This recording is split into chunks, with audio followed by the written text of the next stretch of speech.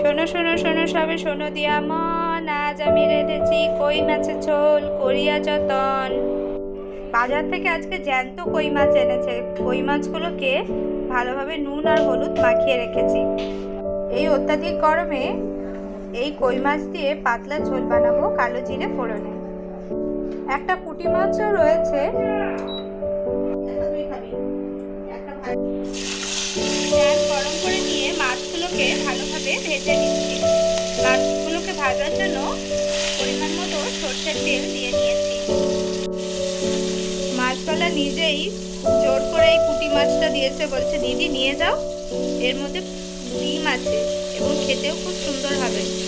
আজকে সকালবেলায় ধরে এনেছি। মাছগুলোকে উল্টে পাল্টে বেশ ভালো করে ভেজে নিয়েছি। সব মাছগুলোকে খুব ভালোভাবে ভেজে উঠিয়ে নিয়েছি। মাছ ভেজে উঠিয়ে রাখা তেলটার মধ্যে কালো জিরে ফোড়ন দিয়ে নিয়েছি। কালো জিরেটা বেশ ভালোভাবে ভাজা হয়ে গিয়েছে।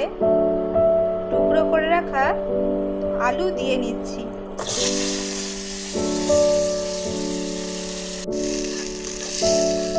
পরিমাণ মতো নুন দিয়ে নিচ্ছি।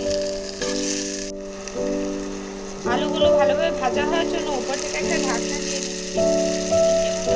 কাঁচা লঙ্কাকে ভালোভাবে চিড়ে দিয়ে নিলাম। আলুগুলো ভালোভাবে ভাজা হয়ে গিয়েছে। খুব কম পরিমাণে হলুদ গুঁড়ো দিয়ে নিয়েছি, আবার অল্প একটুখানি জিরে গুঁড়ো দিয়ে নিচ্ছি। আর কোনো কিছুই ব্যবহার করব না। গুঁড়ো মশলাগুলোকে ভালোভাবে মিশিয়ে নেব।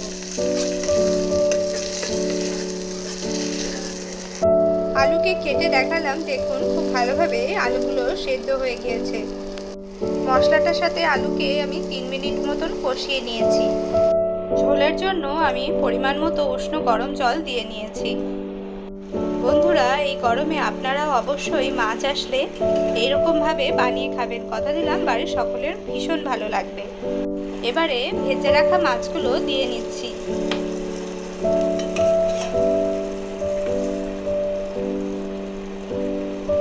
ঝোলটা দিয়ে নেওয়ার পরে পরিমাণ মতো নুনও দিয়ে নিয়েছি। এবারে আঁচ কমিয়ে একদম কম টেম্পারেচারে রেখে দিয়েছি মাছগুলো ভালোভাবে সেদ্ধ হওয়ার জন্য। আমি এটাকে প্রায় 10 মিনিটের মতন ঢাকনা দিয়ে ঢেকে রাখছি মাছগুলো ভালোভাবে সেদ্ধ হওয়ার জন্য। ঝোলটা দেখুন খুব সুন্দরভাবে ফুটে কমে গিয়েছে। মাছগুলো খুব ভালোভাবে সেদ্ধ হয়ে গিয়েছে।